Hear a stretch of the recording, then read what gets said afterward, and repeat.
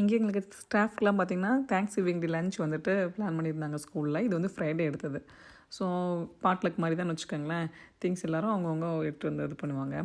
ஃபுல்லாக ஸ்வீட்ஸு, மீட்டு, அதுக்கப்புறமா இங்கே மோஸ்ட்டு ஸ்பெஷல் வந்துட்டு அந்த மேஷ்ட் பொட்டேட்டோ சொல்லுவாங்க. அதுக்கப்புறம் நிறைய ஐட்டம் இருந்துச்சு. பட் அதெல்லாம் எதுவுமே நம்ம சாப்பிட்ற மாதிரி இல்லை. ரெண்டாவது இவங்களோட நான்வெஜ்லாம் பார்த்திங்க அப்படின்னா எனக்கு அந்த அளவுக்கு வந்துட்டு சாப்பிட்ணும் அப்படின்னு சொல்லிட்டு தோணாது. ரீசன் என்னென்னா நமக்கு அந்த இஞ்சி பூண்டு வாசனை இதெல்லாம் தானே ரொம்ப பிடிக்கும். பட் சேலட்லாம் வச்சுருந்தாங்க வீகன், அதுக்காகலாம் அதெல்லாம் ரொம்ப நல்லா இருந்துச்சு. முட்டையை எப்படா ஜில்லுன்னு சாப்பிட்றீங்க அப்படின்ற மாதிரி ஒரு ரெசிபி இருந்துச்சு. ஸ்வீட் ஐட்டம்ஸ்லாம் நிறையா இருந்துச்சு. நான் வந்து கேட்டேன், இதை நான் எப்படி சாப்பிட்றேன் இஞ்சி பூண்டு வாசனை இல்லாமல் அப்படின்னு சொல்லி கேட்டேன். இப்படி தான் அப்படின்னு சொல்லிட்டு செஞ்சு காட்டினாங்க.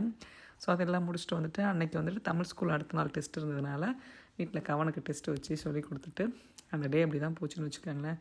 பிஸியான ஃப்ரைடே. பட் தமிழ் டெஸ்ட்டில் எவ்வளோ மார்க் வாங்கினான்ட்டு நெக்ஸ்ட்டு சாட்டர்டே தான் எங்களுக்கு தெரியும். என்ன ஆக போகுதுன்னு தெரியல.